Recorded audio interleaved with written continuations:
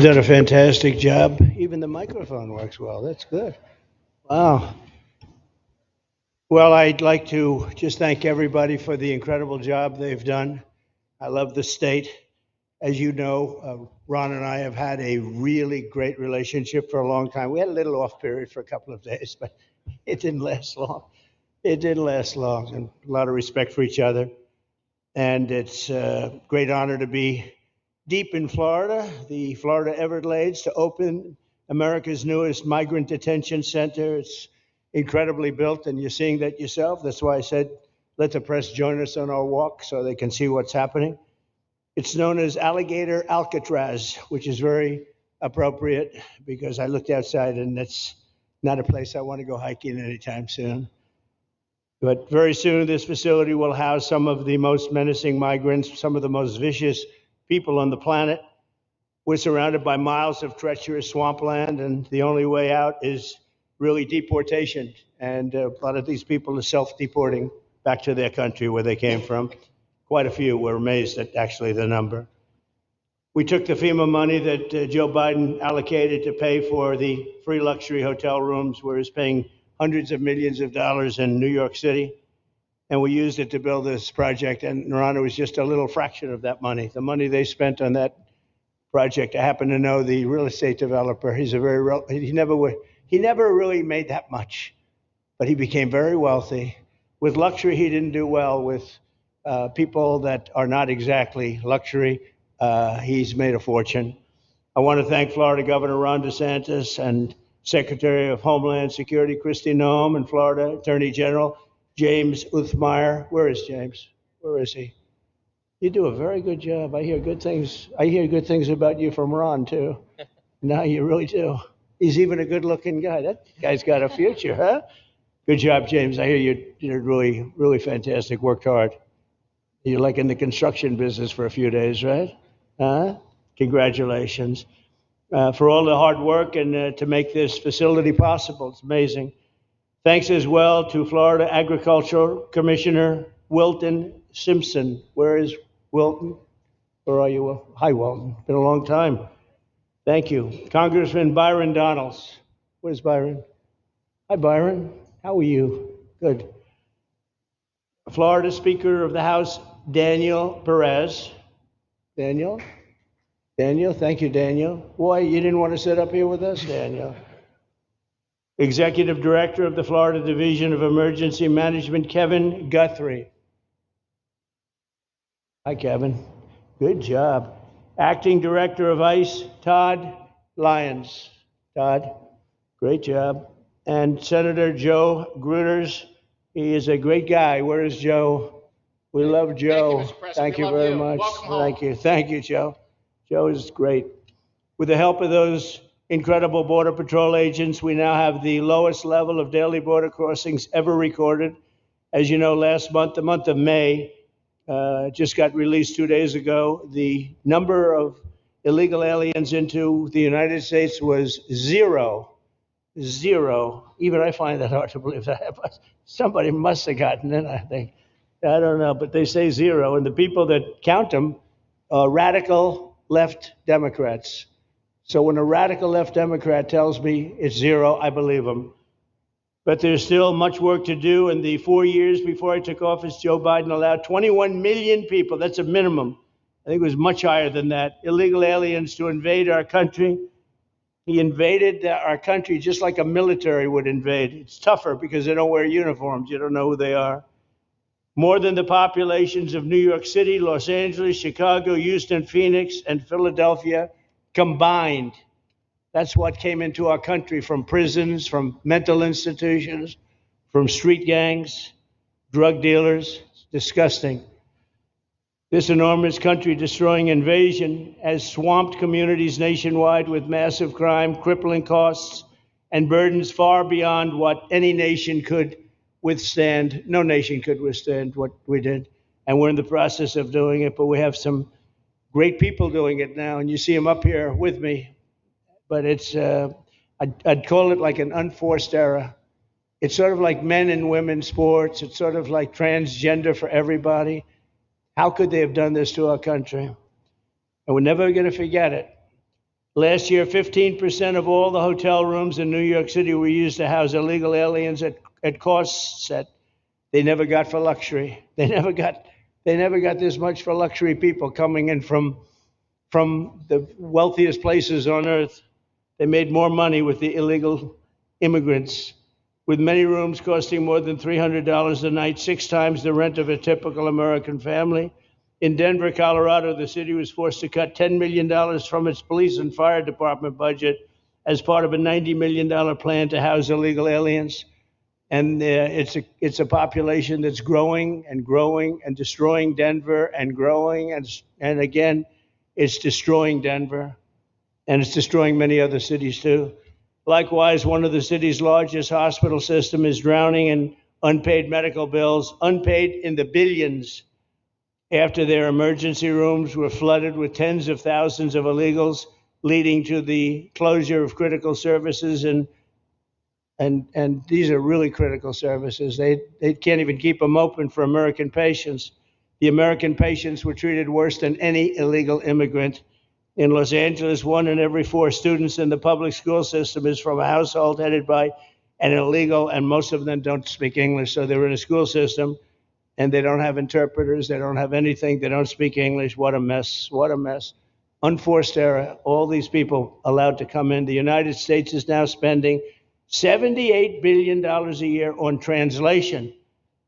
Okay, think of that. $78 billion a year on translation, and smaller numbers on special education programs for non-English speakers in our public schools. So $78 billion, I think that's not a mistake. I would say $1 million maybe, hundreds of thousands of dollars, $78 billion, Joe, on translators and non-English speaking work. Federal government, the Justice Department, it's more than twice the cost of maintaining the United States Justice Department, what we're spending on translation and other things to help. In total, the average illegal alien costs American taxpayers an estimated $70,000. That's each, $70,000. I think that number is even low. If you care about balancing the budget, the single most impactful step we can take is to fully reverse the Biden migration invasion. One of the worst invasions we've ever had. We've never had an invasion like this. We've had invasions, but we've taken care of them. We've never had an invasion like this, and it's with us. And we have some very bad people out there looking to do big harm. That's why the One Big Beautiful Bill includes funding for 3,000 new Border Patrol officers and 10,000 new ICE agents. And I've gotten to know the Border Patrol and ICE very well. Unlike Kamala, she was the border czar, but she never saw the border. She never made one phone call. She was some border czar. She would have been some president. Probably would have been slightly better than Biden, though. I had to run against both of them, you know? The one guy, it's like a fighter. You knock out the one guy who's doing badly, then they put somebody else in. But fortunately, she was a stiff also. Otherwise, I would have been very angry. I would have been extremely angry. The heroes of ICE will also help round up and remove members of the savage drug cartels, which are coming back into our country. And we got them out. Now, some of them came back in. We just got them out again. And that's going to be a vicious cycle. But these are foreign gangs. They're horrendous people, killers, that have infiltrated our territory, including 8 which we have designated as foreign terrorist organizations, which gives us a lot more power for speed and getting them out much easier. And we had a great court victory, as you know, on Friday that allows us to do what we have to do from the Supreme Court of the United States. In 5 months, my administration has already arrested over 2,700 members of the murderous Venezuelan gang known as Tren de Aragua, including a pack of these sadistic animals arrested last month with over 280 guns. And these are guns of the latest caliber. These are guns that were made over the last period of less than a year, getting brand new guns, the latest and the greatest. Every day, our brave law enforcement officers are hunting down and deporting migrant criminals who have committed heinous crimes, including more than 13,000 murderers, 11,888 to be exact, but I'd probably say the 13,000 is right also. Think of it, 11,888, and more than half of them, they committed more than one murder. So Ron, many of them are out of here already, but it's still it's a hell of a number to be confronted with. Just this year, ICE agents in Miami have apprehended illegals with arrests for murder, kidnapping, rape, child sexual abuse, and arson, people of the worst order. We're getting these monsters out of the United States, out of Florida, out of all the places that they're in. And on January 20th, I signed an executive order empowering governors and state police to be deputized to enforce federal immigration laws. And Ron's already taken advantage of it. It's a tremendous advantage for the states. Most of them are doing it. Actually, the blue states tend not to do it. Even a couple of them have, though. And I want to express my tremendous thanks to the state of Florida for embracing this opportunity and being a true partner. They've worked so well with the federal government. It's been just a beautiful, beautiful partnership. So, Ron, I'd like to thank you personally. You are my friend, and you'll always be my friend. And we may have some skirmishes even in the future. I doubt it, but I will always come back because we just we have blood that seems to match pretty well. We have a relationship that's been a very strong one for a long period of time, and I appreciate it, very much appreciate it. And also, Secretary Noem, I'd like to have you say a few words. You have been unbelievable, the job you've done. You and our favorite person, Tom Homan, have done, and your whole staff, because it's a lot of people, and Tom acknowledges it all the time. He respects you so much. He respects the staff that you both built. And you're really doing one of the great jobs. And it was great that you could work with Ron in Florida so well, built such a great facility. So please say a few words. Thank you very much. I don't know if this will work. Well, thank you, Mr. President. First of all, I want to thank you for putting the safety and the security of the American people first, and the way that you never lose focus on making sure that America stays our priority and that the families that live here get the chance to grow up and to raise their children in communities that are safe and that give them an opportunity to pursue the American dream. This facility here is a fantastic representation of what can happen when all of government works together and when it's accountable to the taxpayers and to the citizens that live here. The president signed an executive order that allowed us to build partnerships with states and with local law enforcement officers, which is exactly how things should function in this country. More power, more authority given to people locally so that they can take control of their own destiny. And so we have already been working under the 287G program to deputize law enforcement officers, whether they be state highway patrol, local sheriff's departments in all of our states, and allow them to go out with our ICE officers, our border patrol officers, and make sure that we're getting the worst of the worst off of the streets. We also recognize that as we've been doing that and returning people back to their home countries, that we need detention facilities. We need beds to put them in place so that they can have their due process before they return home. And this facility is exactly what I want every single governor in this country to consider doing with us. What happened to start this conversation was that a young man named Jimmy Percival in my office, my general counsel, who came from Florida and used to work here, called up the Attorney General and the governor and said, hey, what do you think about partnering with us on a detention facility that we could put in place that would allow us to bring individuals there?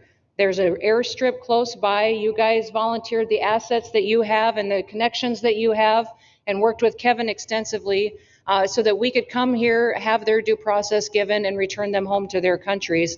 And in 8 days, this facility has been stood up. And I want everybody to recognize that detention facilities that ICE adheres to is a higher standard than is required at state levels, at local Department of Corrections facilities, sheriff's offices. This is a state-of-the-art facility, air-conditioned, isolated though for security purposes, which is very helpful. And I appreciate so many people being willing to work together to make a project like this happen. Right here on this location, we'll have about 3,000 beds. Other location will have another 2,000 beds that will allow us to bring individuals across the country that we are bringing in and incarcerating for violating our laws and immediately get them out of the country as soon as we possibly can. It's exactly what we need to be perpetuating in other states. And what I would say is, I want all of you to notice these flyers that we've got, is that everybody who sees these flyers or anybody who sees these news clips should know you can still go home on your own.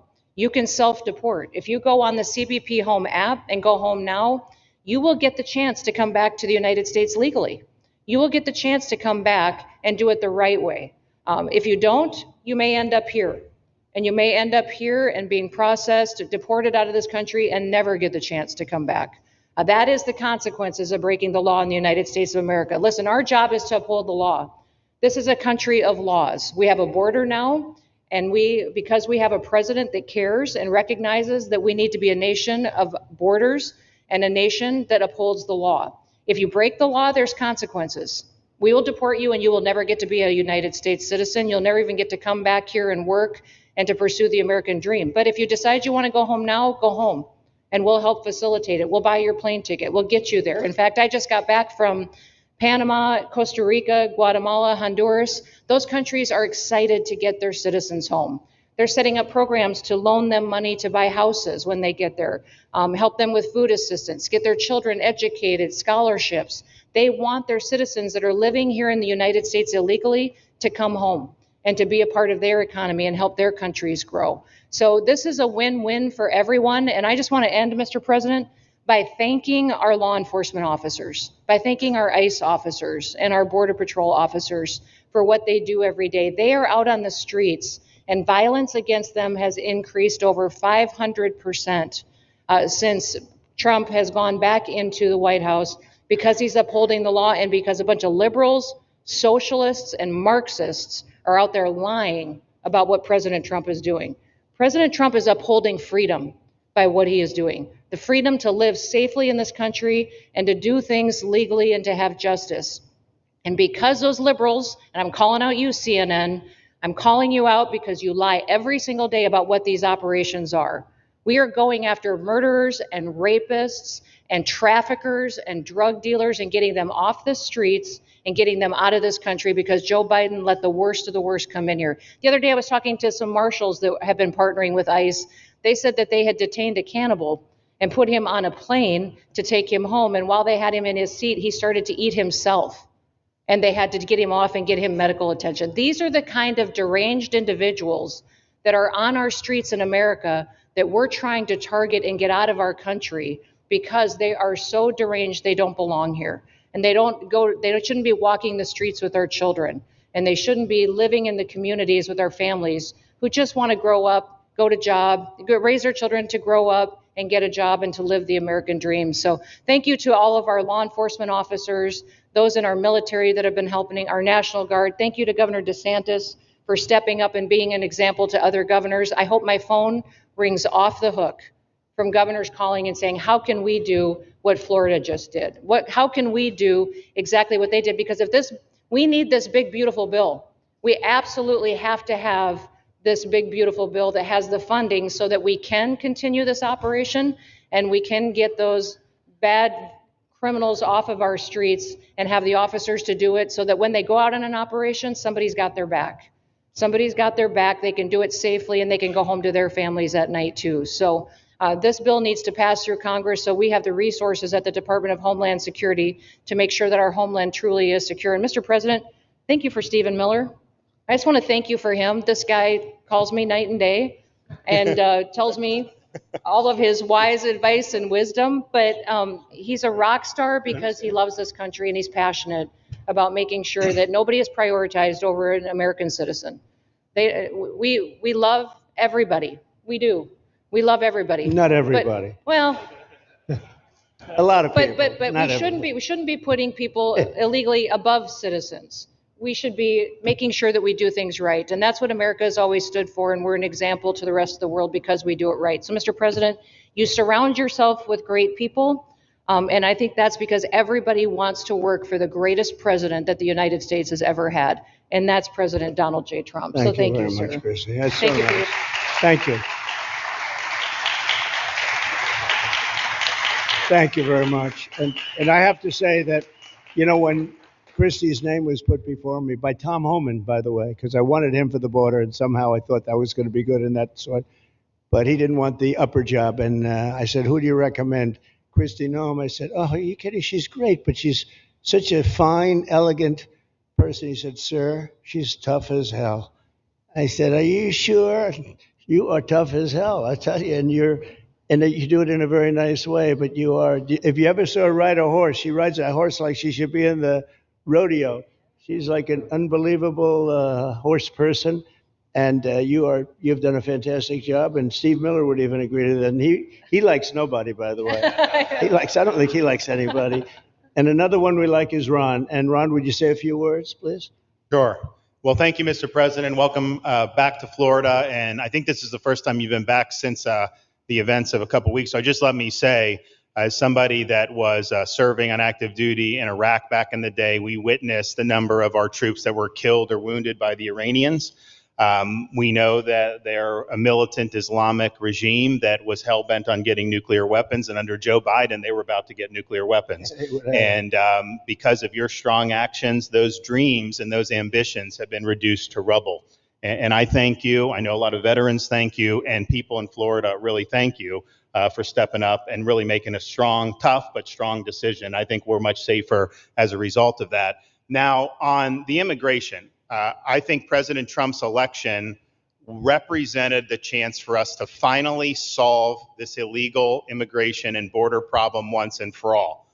I knew he was going to do the border, although he did it very quickly and very thoroughly. I think that no one can say that that's been anything but a spectacular success. But then we have the issue of Biden let in how many millions of people? And you had millions that had been in over decades previous to that. You can't have a country if you don't have respect for the rule of law. You can't have a country if foreigners get to decide who comes in. No, we, the American people, make that decision, who's allowed or not allowed to come into our country. We've seen Europe be overrun by open borders, so we're not going to let that happen here. So when President got elected, I knew that the states had an important role to play in facilitating this really, really historic mission.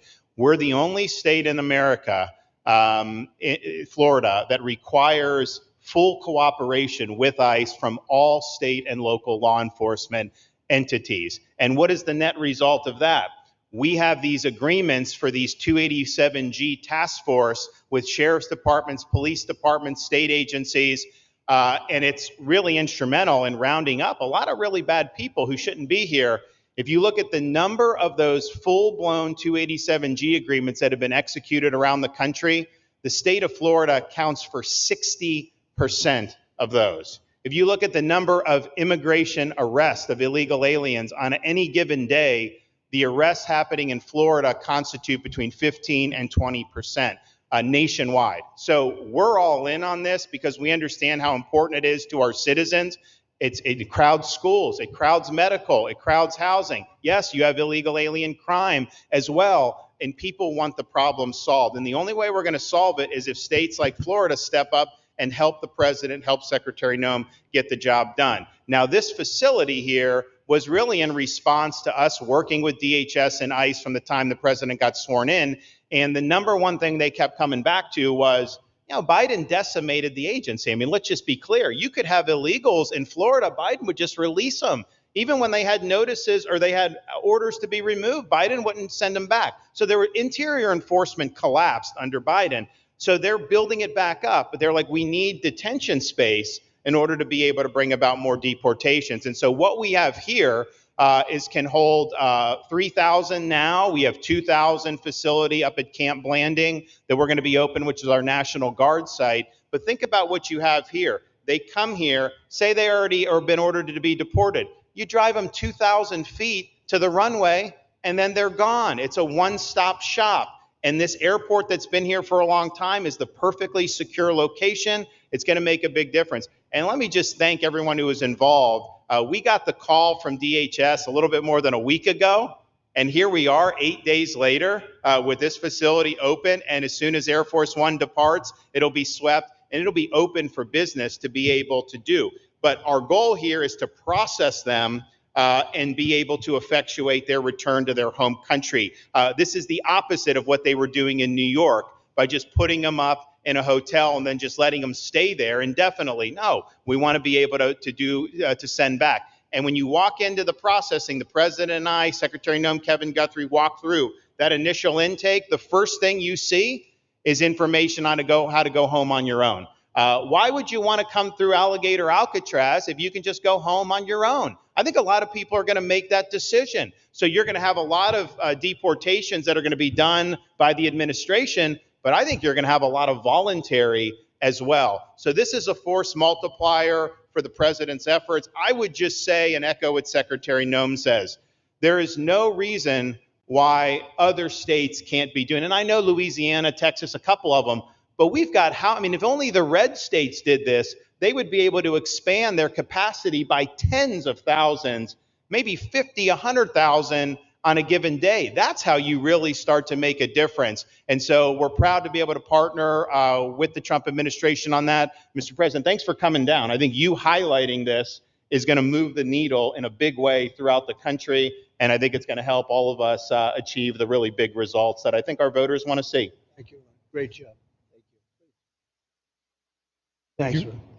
Thank you, Mr. President, for the opportunity. My name is Kevin Guthrie. I'm the Executive Director of the Florida Division of Emergency Management. And I'd also like to thank President Trump and the Department of Homeland Security Secretary Noem for joining us here today and for their continued support.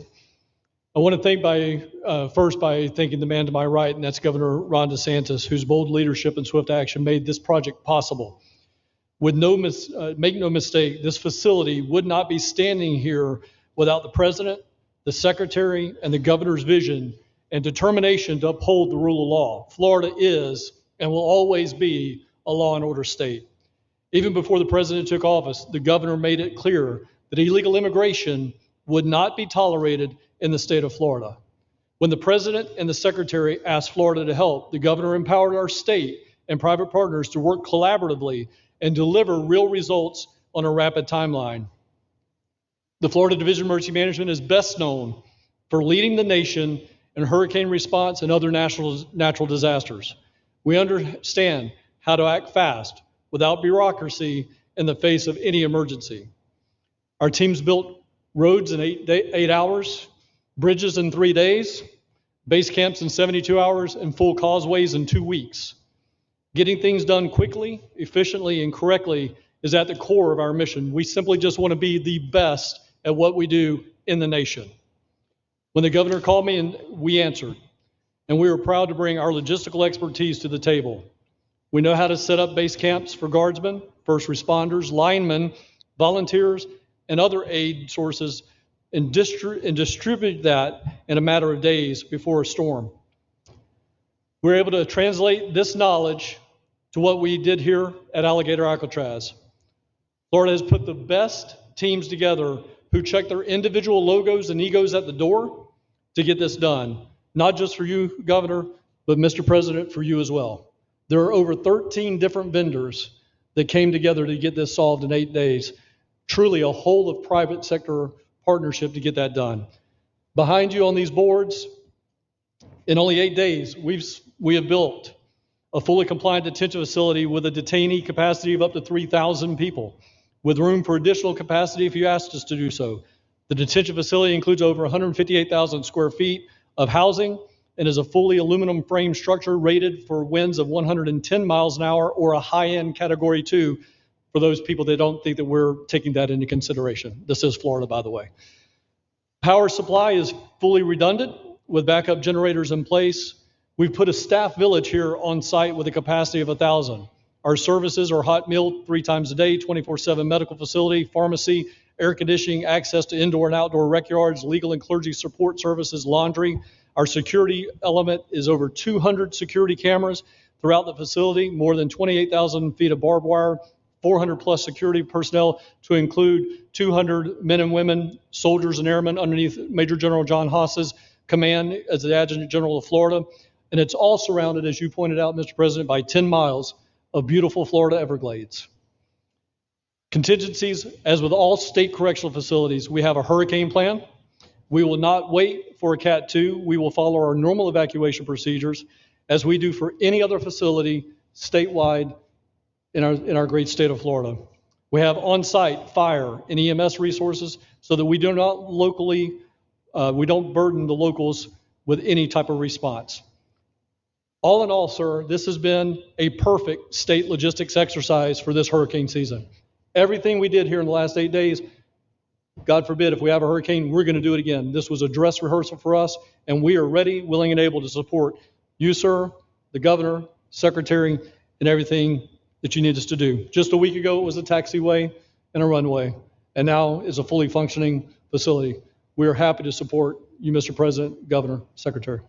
Fantastic job. Thank you.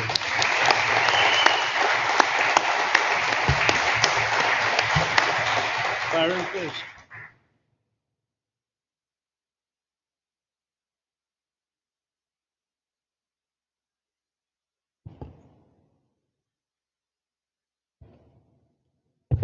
There we go. First of all, Mr. President, we all have to thank you for your leadership and for the mandate that the American people gave you to finally secure our borders and to deport criminal illegal aliens and longstanding illegal aliens out of the United States. That is a mandate given to you by the American people. I know Secretary Noem, Stephen Miller, Governor DeSantis, myself, on behalf of the other members of Congress in the Senate, and of course here in Florida, we are behind you 100% in that mission. To the governor, I really appreciate you and commend you for your leadership on this, taking swift, decisive action to building this facility. One of the things that has occurred because of the work you did earlier this year with the legislature is that our sheriffs are out there every single day. They are arresting these criminal aliens in our streets, and they're seeing some backlog in their jails. So this facility primarily goes to address some of that backlog and then to help us fulfill the mission that the president has led us to. So Governor, thank you for your leadership and thank you for your decisive action on this. It really does mean a lot to all the people of Florida, of course, the people of the 19th Congressional District. Secretary Noem, I mean, what can I say? The president's right, you're double tough. So we appreciate all your leadership. You and Tom Homan have been doing a great job. And I'm actually going back to DC after this because we have to vote on one big, beautiful bill in the House. We have to get that to the president's desk so we can get you the resources that you need to fulfill the mission that the American people have asked us to do. I totally agree with what Mr. Guthrie has said. This is a logistical marvel when something like this occurs. We've seen Florida Department of Emergency Management answer the bell time and time again. The governor has said we need to accomplish this, and DEM gets that job done. And we had a side conversation about, I know there were some concerns. People were like, well, what happens if a hurricane comes? What happens if this happens? And I looked at Kevin Guthrie and I said, you already have a plan, don't you? And he goes, of course we have a plan. You know that we do. This is what Florida does, Mr. President. And so I want to commend you for your leadership and your vision on this. Governor, thank you for all that you've done with your vision and determination. Secretary Noem, we're going to get the bill done so you get the resources you need. See you, sir. Thank you very much. Oh, thank you. Wow. Thank you. I'm waiting, listening to these wonderful words, and they are music to my ears, but I was also wondering how we're doing, because I know this is prime time. It shows that I care about you because I'm here and I probably should be there, but we do care. Thank you very much. James, please. We're all happy now, James. Yeah. Well, I can speak on behalf of all of our sheriffs, state law enforcement, our police chiefs. We are going to continue to make arrests, our pedals to the metal, as many as we can. We want to fill this place up. The governor and Kevin have shown they can build bridges in 3 days, so why not some detention facilities? Hopefully there's more to come. And you really kind of were the inspiration for this. We like the idea of reopening the original Alcatraz. I don't know if that can happen or not, but we thought, hey, we've got our own natural Alcatraz in the middle of the Everglades. Right. Great runway, great perimeter. So let's make it happen. In Florida, we walk the walk, and we will deliver for all of you. Thank you. Well, I heard you were responsible for the locational pick, and you cannot have picked a better location. I said, whoever the hell made this choice, I know you take it a little heat from some environmental groups, but I take it all the time, and that's an honor. But I heard you were very responsible for that choice, and that was a big choice. Thank you very much. Great job, James. Thank you. You want to finish over here, and then we'll go over here. We'll go back and celebrate the big, beautiful bill that you just got passed. You sure that's right, Brian? Yeah, all right. Wow, good. He's doing a good job. Right. Wow. Mr. President, first of all, I just want to say how grateful we are that you're back here in your home state of Florida. You've been doing an amazing job, not only at our border, but around the world, keeping this country safe and Americans. We are grateful for your leadership. God had a plan for us, and it was Donald Trump. So thank you for that. As a member of the Immigration Board and as the Commissioner of Agriculture of this state, I've been happy to help lead with the governor and the rest of the cabinet on this issue. We're very proud, Secretary Noem's here today and others, to represent not only the United States in our efforts to make this commitment to keep our citizens safe, but we're going to continue in Florida to remove the barriers to have your vision come true of a safe United States. We're going to get these illegal criminals out of this state, and we really appreciate you and your leadership in this effort. So thank you for being here. Thank you very much. You're doing a great job, too. Thank you. Thank you, Mr. President. Joe Gruters, State Senator. I'm a member of your Homeland Security Advisory Council, your Vice Chairman. Thank you for that appointment. And thank you for coming back to Florida and everything that you do. Every single day you are delivering on the promises that you promised to us at all of the events you've done throughout the years, but specifically this last campaign. You deserve all the credit for everything, and you are surrounding yourself with incredible people like Secretary Noem, Stephen Miller, and just like your big, beautiful bill here in Florida, there was a lot of commotion about our immigration bill. And we had 3 B's in that: beds, badges, and bad guys. And this goes right along with our beds and the resources. And I give the governor, Ron DeSantis, a lot of credit for stepping up and making sure that we all work together, because at the end of the day, even if sometimes there are skirmishes, as a result of the back and forth, we ended up with a better bill, and we all win. And what we're doing here in Florida hopefully will happen all across the country. Your leadership is amazing. Keep up the great work, and just know that Florida loves President Donald J. Trump. Thank you very much, Joe. Appreciate it for a long time. Appreciate it. By the way, Okeechobee is something that we did together also, and that was a lot of money spent. I hope it was well spent. I know we did a Rolls-Royce job, but it's a lot of money that we spent out there together. And how is it going? You can delegate that to us, because we move faster than the Army Corps. Good. So we will finish that reservoir. Good. If you delegate it to us, I'll get it done and much quicker. Oh, I would do that. Yeah. I'll tell you, let me ask myself permission. Permission granted. Go ahead, get the thing, get it complete. You want to do that? All right, we're gonna go talk to the Army Corps Good. then after this. Good. You can go faster, actually. Please. Sir, just first on behalf of the men and women of ICE, we just want to thank you for allowing us to do our job again. You know, your vision and under Secretary Noem's leadership, this is what the American people want. And I hope that you see great results of what we're doing out there every day, getting the worst of the worst out of our communities.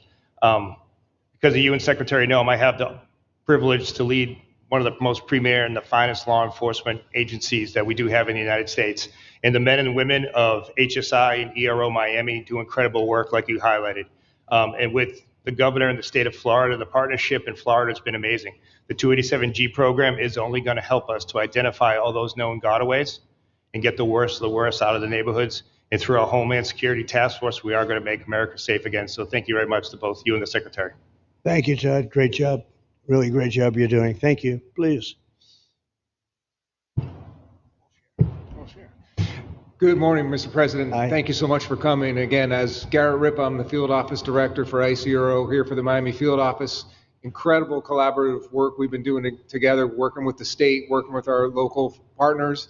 And again, just the 287G is going to open up that aperture and allow us to get those bad hombres off the street and get them into this facility. And we're looking forward to it. And again, just appreciate all your support. Thank you. Always thank you. You've always been so great. Thank you very much. Please. Good afternoon, Mr. President. On behalf of Air Marine Operations, my name is Andres Blanco. I'm the Executive Director for Southeast Region. AMO continues to execute and support your executive orders. Air Marine Operations brings a unique capability, both the air and the maritime domains. And in partnership with our Border Patrol, OFO officers, and ERO, we continue to conduct effective operations both interior, along the border, and along the maritime approaches. Thank you very much. Good job. Good afternoon, Mr. President. Jose Figueroa. I am the Acting Special Agent in charge for Homeland Security Investigations here in South Florida, and our office covers from Key West to Fort Pierce. Tremendous collaboration here with the state and our federal partners. HSI is conducting criminal investigations into TDA, MS-13s that are involved in human smuggling, sex trafficking of minors, and we will continue that effort with your support. Governor DeSantis, thank you very much for this facility. Looking forward to continue the great work. Thank you.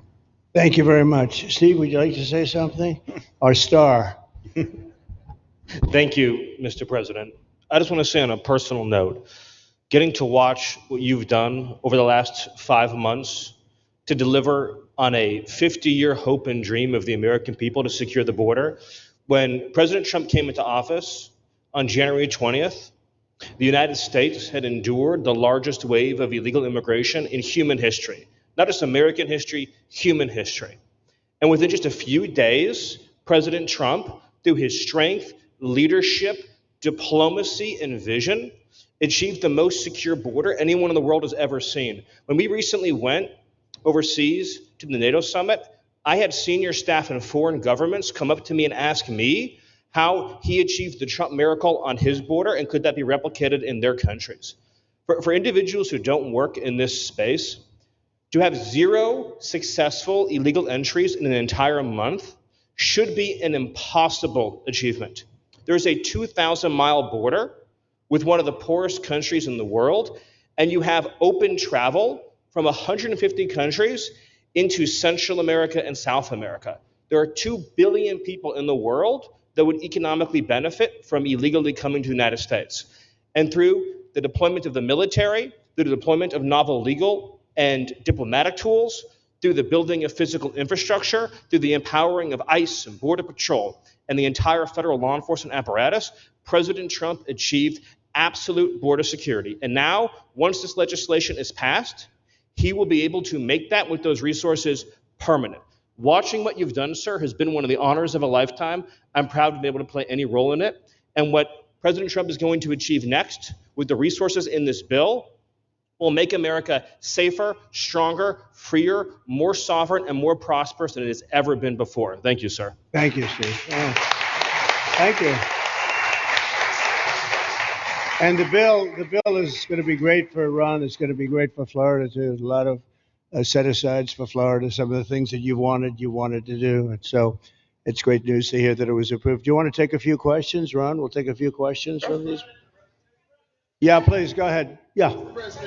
Thank you, Mr. President. Given the likelihood of the one big beautiful bill passing, and we look forward to the success of this facility here, how many more facilities like this do you feel that the country needs in order to enact your agenda of mass deportations? Well, I think we'd like to see them in many states, really, many states. This one, I know Ron's doing a second one, at least a second one, and probably a couple of more. And, you know, at some point, they might morph into a system where you're going to keep it for a long time. You know, it's not that far away from jails that take years to build and money is spent and wasted. And, you know, like the railway that they have in California that costs like 40 times more than it was supposed to cost. The same things happens with prisons. You look at this in a short period of time, Ron, James, and some of the people that really worked on it along with our people, they did this in less than a week. And you look at it, it's incredible. The incredible thing is picking the site, because the site was one of the most natural sites. It might be as good as the real Alcatraz site. You know, it could be. Well, that's a spooky one too, isn't it? That's a tough site. But so I think it could last as long as they want to have it. I mean, you may morph this into, you know, your prison system, frankly, which I know you always need, unfortunately. I'd like to say, you know, a little controversial, but I couldn't care less. We have a lot of bad criminals that came into this country, and they came in stupidly. It was an unforced error. It was an incompetent president that allowed it to happen. It was an auto pen maybe that allowed it to happen, and it did happen. But we also have a lot of bad people that have been here for a long time. People that whack people over the head with a baseball bat from behind when they're not looking and kill them. People that knife you when you're walking down the street. They're not new to our country. They're old to our country. Many of them were born in our country. I think we ought to get them the hell out of here, too. You want to know the truth. So maybe that'll be the next job that we'll work on together. But I think getting them out, you know, we forget about them. We had some bad accidents in New York. They're not accidents. They were done very much on purpose. People being pushed into a subway just before it arrives, going 40 miles an hour. And they're 10 feet away from where the thing is to get pushed right into the face of the subway train, get whacked and killed. These are sick people. I'd like to get them out of here too. Yeah, please, go ahead. White shirt, glasses. Julio Rosas, Blaze Media, sir. A couple months ago, I ran into former DHS Secretary Mayorkas, and I asked him a couple questions about his disastrous handling of the border. He didn't like my questions. But the number one question that I heard from people in responding to my video was, why hasn't he been arrested yet? Obviously, you guys are cleaning up the mess that was made deliberately for the past 4 years, and so people want accountability. It's great to see that the border is secured, and it's great to see the state level cooperation. But I guess I would ask you, why hasn't he been held accountable, or anybody really? Well, pardons were given out by to many people, and they shouldn't have been given out. Like the Unselect Committee of Political Thugs was given a pardon because they destroyed all of the information from 2 years of hearings, and they should be arrested, but they were given pardons. Was he given a pardon, Mayorkas? Was he not? I don't believe so. Well, I'd take a look at that one because what he did is it's beyond incompetence. Something had to be done. Now, with that being said, he took orders from other people, and he was really doing the orders. And you could say he was very loyal to them because it must have been very hard for him to stand up and sit up and talk about what he allowed to happen to this country and be serious about it. So he was given orders.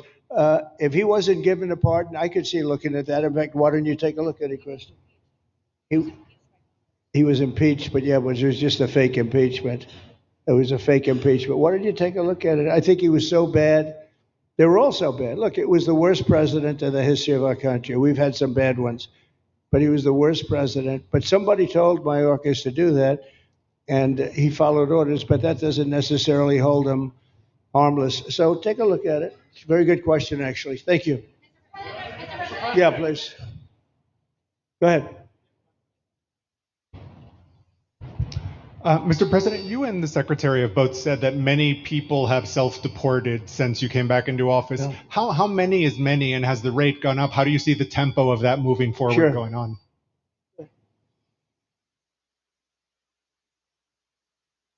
We have had several 100,000, but also we have many that have self-deported, not even using the CBP Home app. When I have gone to these other countries to negotiate security agreements and information sharing on criminals who's coming and going into their countries, they report that hundreds of thousands have come home that weren't on our radar, that they are coming home on their own and self-deporting because they want the chance to be able to go back to America someday. So we believe it's over 1 million, possibly more than that. I'm asking all of those countries for their information on what they have of individuals that may have returned home, that they have taking advantage of their programs to help them become a part of their civilization again too. So we know it's over 1 million, but we have to, I'm getting more information and that number will grow. If they don't leave, they never get the chance to come back. If we have to take them out, and we will, they'll go out, but they never get a chance to come back. The other way, we actually make it a little bit easier for them to come back. Okay, thank you, good question. Thank you. The bill is now passed in the Senate, but we are already hearing from some Republicans in the House who say they cannot get on board with the changes that were made to the bill in the Senate. What is your message to those holdouts? Well, I just heard that about the Senate, and the bill just passed, and it tells you there's something for everyone. I mean, it's a great bill. There is something for everyone, and I think it's going to go very nicely in the House. Actually, I think it will be easier in the House than it was in the Senate. And just to be clear on the Medicaid cuts, you've promised not to cut Medicaid, said this is all just targeting waste, fraud, and abuse. Are you saying that the estimated 11.8 million people who could lose their health coverage, that is all waste, fraud, and abuse? No, I'm not saying that. I'm saying it's going to be a very much smaller number than that, and that number will be waste, fraud, and abuse. And if you look, they took a much more liberal stance on the Medicaid situation than they could have. They had a tough stance and a weak stance. They took not a very strong stance on that to start off, and it's waste, fraud, and abuse, and everybody wants that covered. What number is that? What analysis are you seeing? I'm not seeing a number, but I know it's much less than the number you gave. And we really were very, very cognizant of three things. Social Security, we're going to take care of it beautifully. Medicare and Medicaid, and we are going to save it, whereas the Democrats are going to, you won't have it. they will destroy Medicare and Medicaid, and they have to because their numbers don't work. So it's not going to happen. They're the ones that have destroyed Medicare. They have made it so bad already, they're going to make it a lot worse. But now we'll be in charge, so we're going to have no problem with Medicaid or Medicare or Social Security. Thank you. Yeah. Claire Gall with Wink News in Fort Myers. What is your direction to ICE when it comes to arresting farm workers here illegally, other workers in industries that are pretty critical to Florida's economy? Yeah. Well, we're very much cognizant of that. And as you know, I won the farmers by 92%, and I'm not going to be abandoning my farmers. We were strong on the borders, but we're also strong for the farmers and for others in the hotel industry, et cetera. You know, we have similar situations. And Christy and I, and we'll be working with Ron and a lot of the states.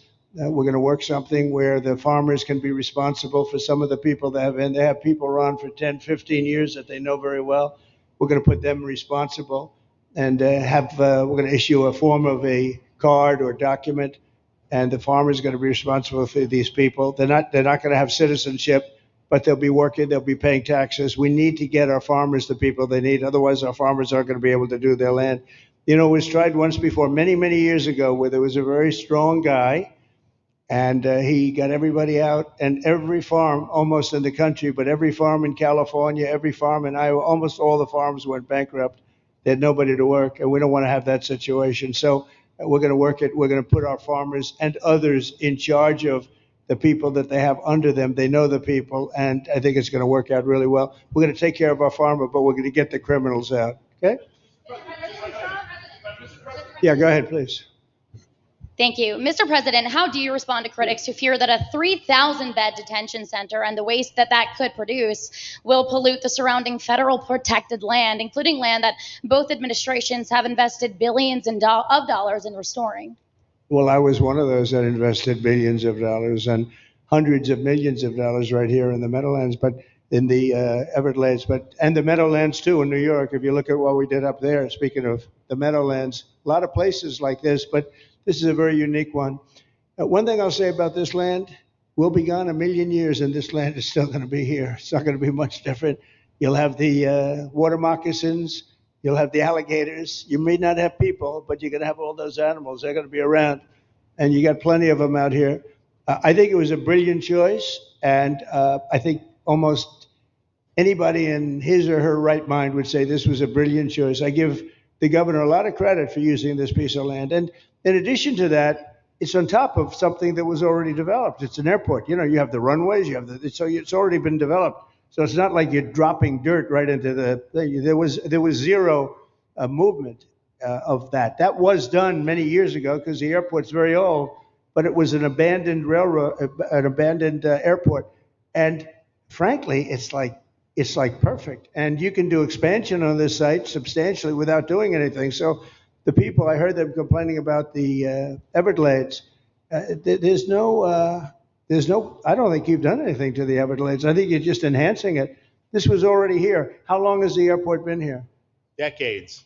Many decades, yeah. And they have, Kevin, all these guys, you know, have a waste plan, like the wastewater gets trucked out, potable water gets, literally, they have, even our DOT has put things up in case there's any seepage, which we don't. So you are literally doing this on concrete that's already here. So I don't think those are valid and even good faith criticisms, because it's not going to impact the Everglades at all. President's been a champion. We've been a champion, really changed the game in Florida on it. I think it's just people don't want to see illegal immigrants deported, and that's their ideology, and they have a right to that. But illegal immigration is unpopular, so they know that they're going to have less effect. So they're going to try, oh, well, no, it's just about the Everglades. But really, I think a lot of those people, they just don't want to see illegals deported. Because if you actually hear everyone's here, you obviously know there's zero land that's being disturbed. Well, you know, when we talk about popularity, though, I will say I ran on the issue of illegals, and we have to get them out. And I won 82% on that issue. So I think that they may not like certain aspects of it, but ultimately they do not want them in their country. And if this is a part of a use, but I think from an environmental standpoint, it's incredible. In fact, when we landed that very big, heavy plane today, They came out and checked it fairly. I think they want the president to be able to land on a piece of concrete that's not going to go 6 feet underground. And they checked it. They came back and they said, this thing is really solid. So it's been there a long time. It's going to be here a long time. And it was a great choice of a site. Thank you. Yes, please. Brian, go ahead. Yes, sir. The people of Syria were recently seen on the streets waving American flags, chanting Trump, Trump, Trump. They're so appreciative of the economic sanctions that was lifted on that country, giving them a little bit of hope for prosperity. You want to comment on that? Well, they're great people. And the man that is leading them has a reputation. He's the head of some pretty tough organizations. And a lot of people criticized me for that. I said, well, what are we going to do? Take him out of a day school, a country day school? It's going to be, by nature, I would think, Ron, they'll be pretty tough. And he is pretty tough. But I met him, spent a lot of time with him, good guy. I took off the sanctions because if I didn't do that, they wouldn't have had a chance. And Syria has a chance. The people are great. They work hard. They're very smart. It used to be a place of professionals, accountants and lawyers and doctors and high academic credentials in that part of the world. And I think it's going to work out great. I took off the sanctions and they were very appreciative. They were shocked, but they were very appreciative. We're giving them a chance at survival. With the sanctions, it couldn't have worked. Thank you. Mr. President, your beloved New York City may well be led by a communist soon, Zorhan Mandami, who in his nomination speech said he will defy ICE and will not allow ICE to arrest criminal aliens in New York City. Your message to communist Zorhan Mandami? Well, then we'll have to arrest him. Look, we don't need a communist in this country, but if we have one, I'm going to be watching over him very carefully on behalf of the nation. We send him money. We send him all the things that he needs to run a government. And by the way, they get about 3 times what you get, Ron. If you look at the per capita, Florida gets 1/3 of what New York gets in terms of the numbers. Why don't you give us those numbers? Yeah, well, Because that's what we should send him. Yeah, well, like sometimes people say Florida gets more because they count Social Security recipients, but that's not money to the state. Those are seniors that live here. If they moved to North Carolina, you could count it there. So it has no interaction with the state government. They get more in the city and state governments than we get. Right, substantially. We're going to be watching that very carefully, and a lot of people are saying he's here illegally. We're going to look at everything, and ideally. He's going to turn out to be much less than a communist. But right now, he's a communist. That's not a socialist. I've always said, we will not have socialism in this country. In the speeches, I said, well, what? They skipped socialism. And you got a lot of them like that. And you see AOC, she's out there with her, bad IQ. She's out there ranting and raving about how wonderful he is. And look, so far he's winning. He still has a race to win, but so far he's winning. And he has an advantage as a Democrat in New York City. I was there a long time ago, and it was a long time since a Republican won the city, but you would think that a Republican would be able to win. Or you have a good independent running, Mayor Adams, who's a very good person. I helped him out a little bit. He had a problem, and he was unfairly hurt over this question. He made a statement to the effect that this is terrible. New York City can't have all these immigrants come in, and like he was indicted the following day. And I said, that was a phony indictment, and it was a phony indictment. That was a Biden indictment. I said, don't feel bad. I got indicted 5 times every time you opened your mouth. That was a bad group. That was a very dangerous group, I will tell you. These were not nice people. That was the only thing they could do. They had no policy. They had no skill. They had no anything. But they were very good at that. They were vicious, vicious, horrible people. Thank you very much. Yeah, please go ahead. Anna Giratelli with Washington Examiner. Governor DeSantis has proposed using National Guard, deputizing them as immigration judges to get through this massive backlog of people in the immigration court. Would you be open to that? Yes, he has my approval. Okay. That wasn't too hard to get, was it, Ron? He didn't even have to ask me, James. You didn't even need James to ask me. He has my approval, okay? Good. I also like what he's doing in Okeechobee. He has my approval for that. I don't know how we work that out, but we'll work it out. We'll follow up. Go ahead. Please. President Trump, Jake Stofan with Action News Jax from up in Jacksonville. There's some talk about a facility similar to this up in Camp Blanding. Has that been approved by DHS? If not, what's the timeline? When could we see ground break on that?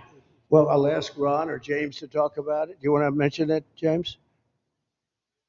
the overarching plan. I think the secretary has said she supports the whole plan, so You know, you guys are going to keep going. Yeah. So, Mr. President, just specifically, the response for proposals is out for that today. It closes, I can't even remember what day of the week it is, but it closes on Wednesday at 5 o'clock. Then we will do notice to proceed. So I would say right after our wonderful Independence Day, we will be starting construction there at that facility. You have another big runway there too. That's great. Wow. Well, I love these runways. It's very convenient, I must say. Having a runway is a nice thing. Today, you don't get runways approved. I will tell you, it's tough to get a runway.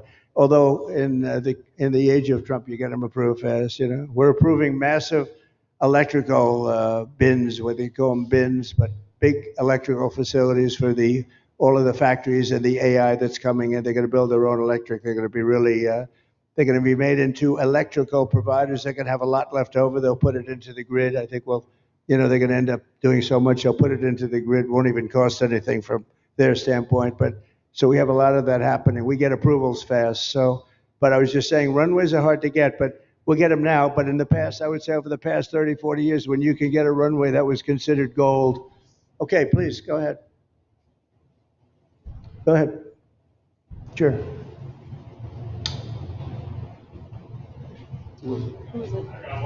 Okay, go ahead. Yes. President Trump, Laverne McGee, News 6 Orlando. You have fulfilled several campaign promises along with the help of Governor Ron DeSantis. What is the next campaign promise that you plan to fulfill to the American people? So we have turned this country around in less than 6 months. And when I was away, and I was telling Ron, I was telling some others, I've said it a little publicly, I guess, but I met a lot of very important people. The King of Saudi Arabia, I was there 2 weeks ago, and Qatar, the leader of Qatar, who's great, and the leader of the UAE, who's great. These are very substantial people, very smart people, and good people. And all three of them said essentially the same thing, along with many other people, because I just left NATO. We took it up to 5%. Nobody can believe that one run. That would be hard, but nobody believes that. What happened in NATO, over $1 trillion a year from like nothing. It was an honor. But every leader said that a year ago, this country was dead. They had no confidence in the United States. They really felt it was a dead country, and it was some bad things were going to happen. But they used the term, it was a dead country, and now they said you have the hottest country anywhere in the world. We're the hottest country in the world right now. And we turned it around fast. I thought it would take longer than this. We turned it around fast. Some of it was psychology, and we had to know how good we were. But others was getting rid of rules, regulations, and all of the things that I got rid of already. I signed more executive orders than anybody in history, times like 3 or 4. And I got rid of just one. I got rid of the other night. You buy a house, they have a faucet in the house, Joe, and the faucet, the water doesn't come out. They have a restrictor. You can't, in areas where you have so much water, they don't know what to do with it. You have a shower head, the shower doesn't, you think it's not working. It is working. The water's dripping out. And that's no good for me. I like this hair I like that hair nice and wet. You have to stand in the shower for 20 minutes before you get the soap out of your hair. And I put a thing in, and it sounds funny, but it's really not. It's horrible. And when you wash your hands, you turn on the faucet, no water comes out. You're washing, the water barely comes out. This was done by crazy people. And I wrote it all off and got it approved in Congress so that they can't just change it, because I did it in my first term. Everyone was so happy. And then one of the first things that Biden did when he came back is he put the restriction on showers, toilets, and sinks. Put this restriction, and washing machines. The washing machine, they give you like a quarter of this bottle to do your clothing. And people needed 10 of these bottles. And the people came to me from Whirlpool. They said, we can't make a machine that's competitive. We can't make a machine anymore. It doesn't work. Why? They don't let us use water. Do you have any problems with water? No, we have so much we don't know what to do with it. It comes down from heaven, right? And I approved all of that, the washing machines, the whole thing. The dishwashers, that was the other one. They give you like this much water right up to there to do your dishes. So people, you know what they do? They keep pressing the button. So they end up doing the dishes 10 times. They end up using more water than you would have used if you did it right in the first place. So all of that stuff has been written off. It sounds crazy. It's little things. The straw. I let you go back to a plastic straw. I was tired of having straws melt in my mouth, you know? It wasn't working. The paper wasn't working too well. So these are little things that I did. Then we have the big things. We have the biggest things, and that has to do with some of the subjects we're talking now. I think the things we're talking about now are the biggest because if you don't have borders in this country, borders and good elections, and we're working on that next. There's some bills coming in that's going to make sure that you're a citizen, that people aren't counted in the voting when, you know, they were here and they're here as illegals and they're criminals in many cases, and they give them a count. And you end up with extra congressmen. We're going to work on that. We're going to straighten that out next. That's going to be easy compared to what we were doing. But we did the big things too. But little things like that, a straw, little things like a washing machine with no water. People go out, they spend all their money on a washing machine. The damn thing doesn't work. You can't use the water. Then you go to your sink and that doesn't work either. You're stuck. You know what you do? You have dirty plates the next day. That's it. And we solved so many common sense problems. And they weren't easy. You know, there are people that really believe in this stuff.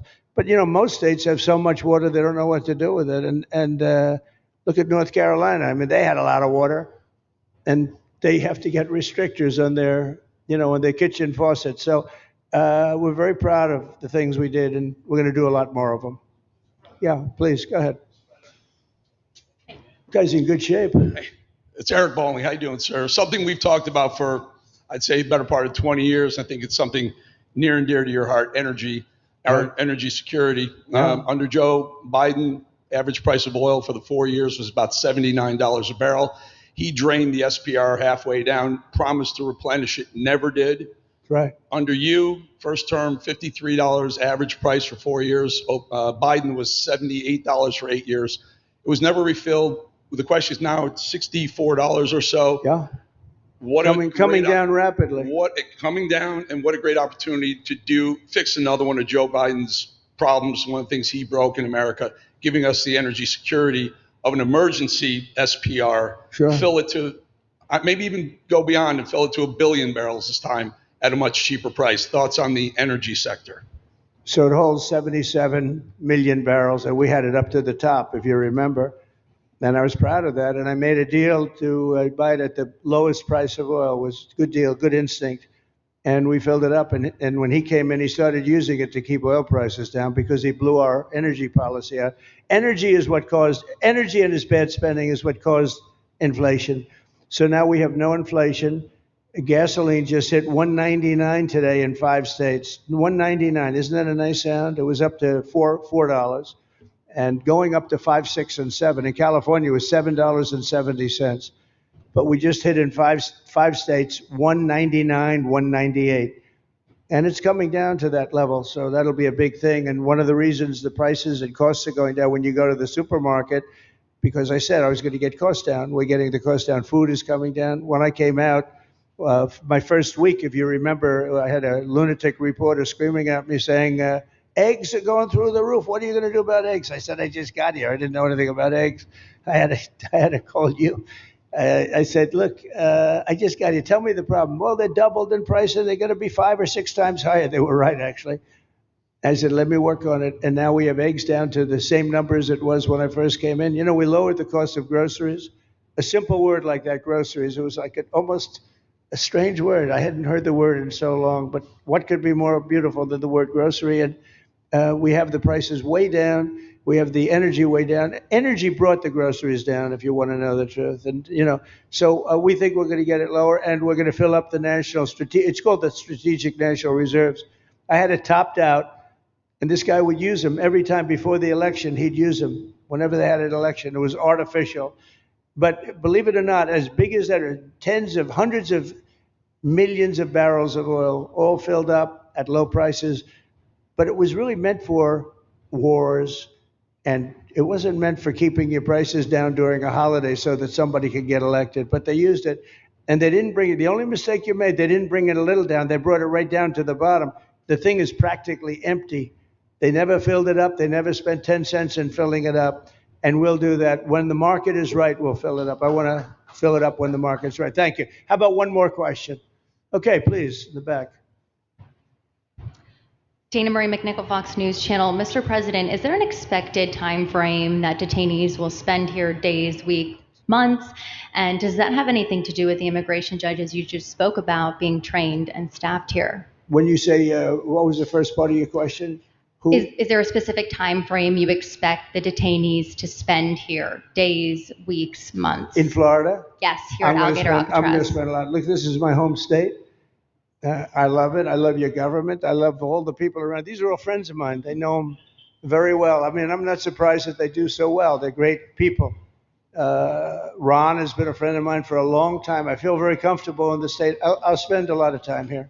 I want to, for 4 years, I've got to be in Washington, and I'm okay with it because I love the White House. I even fix up the little Oval Office. I make it, it's like a diamond. It's beautiful. It's so beautiful. It wasn't maintained properly, I will tell you that. But even when it wasn't, it was still the Oval Office, so it meant a lot.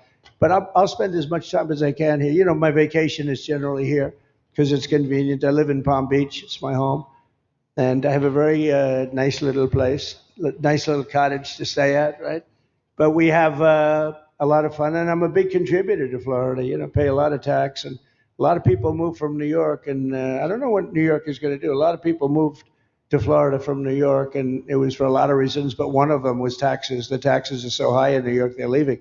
I don't know what New York's going to do about that, because some of the biggest, wealthiest people and some of the people that pay the most taxes of any people anywhere in the world, for that matter, they're moving to Florida and other places. So we're going to have to help some of these states out, I think. But thank you very much. I'll be here as much as I can. Very nice question. With that, I'd like to just end by saying I want to thank Ron and James and all of the people that have done such a great job, all of your staff. Really fantastic work. And it really started with site selection. You can do a great job, but if you have the wrong site in real estate, you have the wrong site, you're dead. And this was a great site selection, despite what you may read in the environmental press. Good job. And this was an honor for Christy and myself and Steve and all of our people to be here. And I also appreciate the media. They've treated us very fairly. Over the last few weeks, I've been treated very nicely. And it's so unusual. I'm not used to it, but we've gotten great accolades. Brian, I want to thank you for calling out, because I was waiting here because I knew the vote was taking place and I'm answering questions, right? So I want to thank you very much and say hello to our friend. And I will see a lot of you. Thank you very much. We're going to make America great again. Thank you very much. Thank you. Thank you, Father.